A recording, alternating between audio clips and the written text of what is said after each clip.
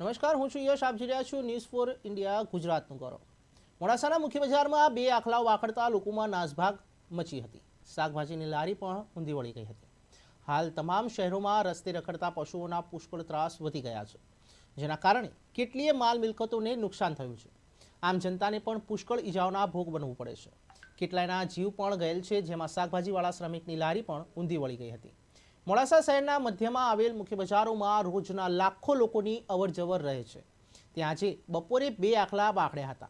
ભારે આખલા યુદ્ધ ચાલતું હતું, જેમાં બીજો પણ એક આખલો આવી પહોંચ્યો હતો. ત્રણ આખલાઓ ચડાઈ કરેલી, જેમાં ભર બજારમાં ભારે નાસભાગ મચી ગઈ છે. વેપારીઓએ આખલાઓને છૂટા પાડવા પ્રયત્નો તો કર્યા, પરંતુ વિફરેલા આખલાઓએ કંટ્રોલ બહાર હતા. અચાનક ગીચોગીચ વસ્તી વચ્ચે ભાગ્યા, જેમાં ભારે નાસભાગ મચી હતી. એક શાકભાજીવાળા શ્રમિકની લારી પણ ઊંધી વળી ગઈ હતી.